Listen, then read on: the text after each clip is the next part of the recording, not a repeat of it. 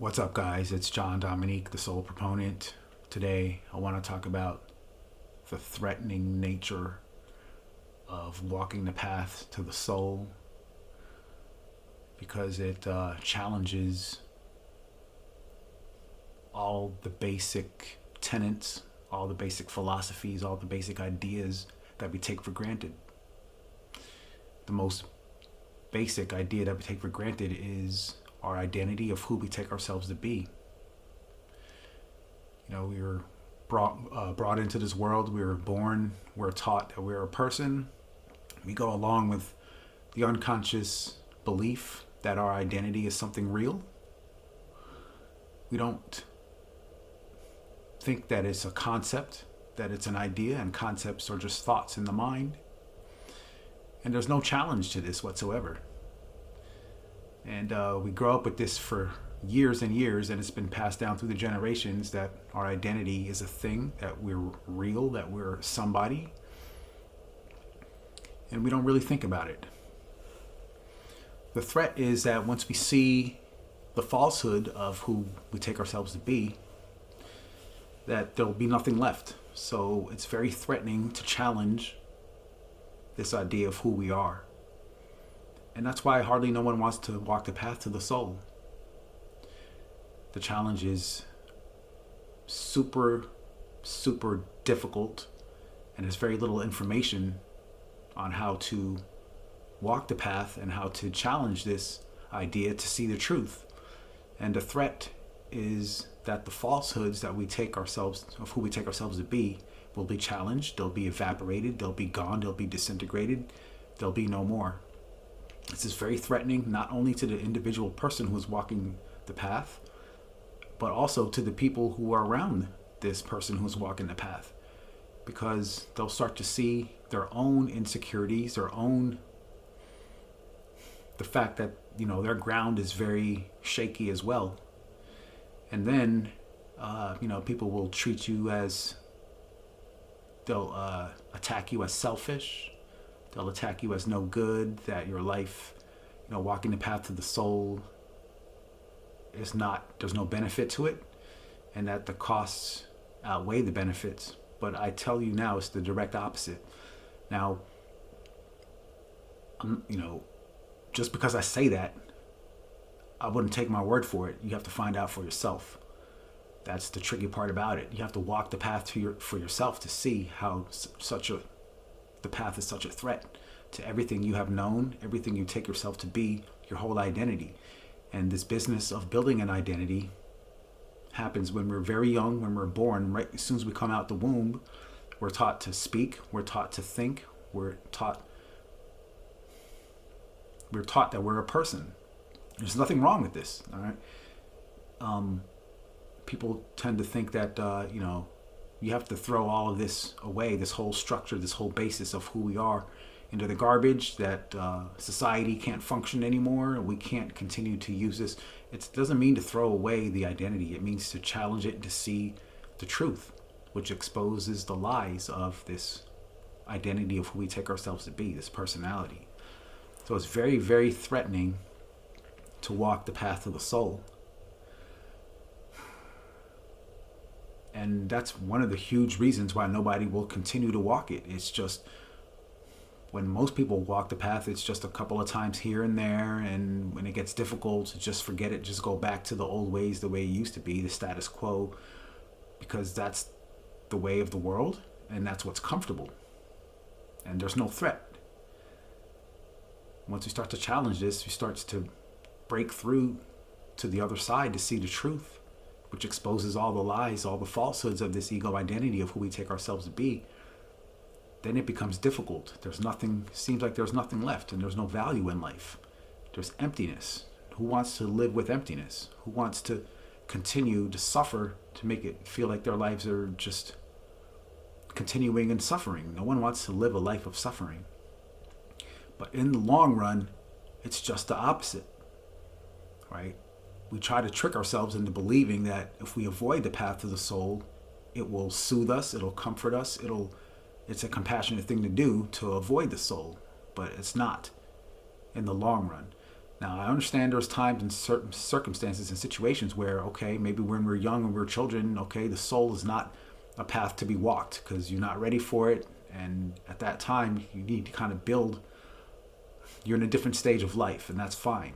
But to continue to rely on all the systems that this identity has built, educational systems, for instance, to continue to rely on needing to find more information. If I could just figure this out, X, Y, and Z, and then to be attached to an outcome of, oh, I can make this happen.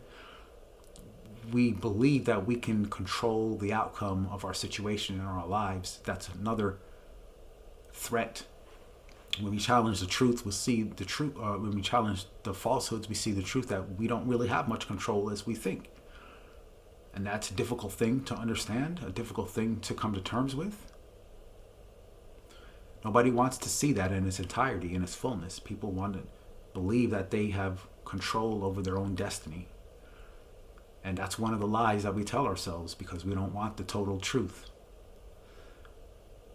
It's difficult to accept these. The threat that I'm talking about is not just, a one-time thing here, one time there. It's like a continuous, constant evolution and the threats get bigger. It seems like they get worse. When your whole ground shakes, you have nothing to stand on. The identity you get swallowed up in the emptiness. You disappear. You get disintegrated. You get evaporated. The identity is no longer there. And that's not an easy thing to tolerate. We have to build the skills. And I don't know, I think it's important just to know this ahead of time. If you're walking the path, to know that this is a normal part of the path. This could be helpful for some people. I wish someone had told me, and I had known this when I was walking, because I had to do this on my own. I didn't understand any of it until after the fact. And that made it even 10 times more difficult. So we can imagine how, for people who don't know any better, how this is the soul, the path of the soul is a threat. It threatens the identity of who you are, who you take yourself to be, and it threatens your relationships with your father, your mother, your brothers, your family. It threatens you as a person, like at your job. It threatens all the structures that we depend upon, the memory. Okay, all these things that we think are real. The whole rights system of human rights, the economy, social, economic, political, all these systems that the identity of ego identity and civilization has built, we take, if we don't believe in the structures and the ideals that these the morals, the laws, if we start to see that these aren't really as solid as we think, it starts to induce like a panic mode. The ego will panic. It starts to go crazy. It tries to find a way to find the stability that it's getting from these things, because the stability starts to get lost. Ground starts to get shaky. It starts feeling dizzy. There's no orientation. It feels like it's getting vertigo. And if we continue to walk down that path, we think it'll only get worse. Nothing good will come out of it. And that's one of the themes in the story of Jesus. When Jesus was born in Nazareth, and people were like, well, can anything good come out of Nazareth? That's kind of what this points to. It points to the fact that walking the soul, it seems like nothing's going to come out of it. There's nothing there. It's emptiness. More emptiness is just going to lead to more nothingness, and the world is just going to topple over. So that's the parallel theme there that we have to see, and it's a lesson. It's a moral to the story. So the soul is a real threat. It threatens the families. It threatens the social structures that we depend upon. The idea of our identity, our companies, groups. It threatens everything that we think we stand upon. The laws, the morals the ideals that we live up to, the goals that we have in our lives, all of that. It's very difficult to fathom how long and how far can we take it. Walking the path of the soul sometimes will take a couple of steps forward and then take a 5-6 steps backwards. That's normal.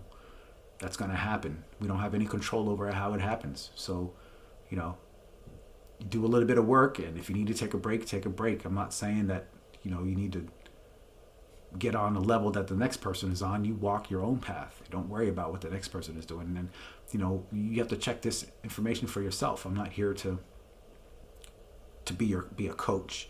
I'm here more of as a guide or an example for people who want to know this information. I think this is important. I've been called to speak about this. You know, I'm trying to build this channel, let people know about what I'm talking about, because I think it's important. The world doesn't have any way of having any type of self-worth without the soul.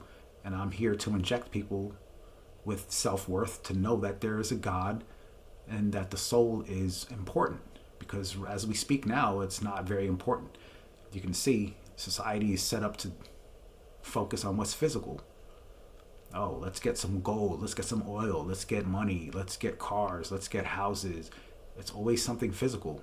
And that becomes an antagonist to the truth, because the truth is spirituality.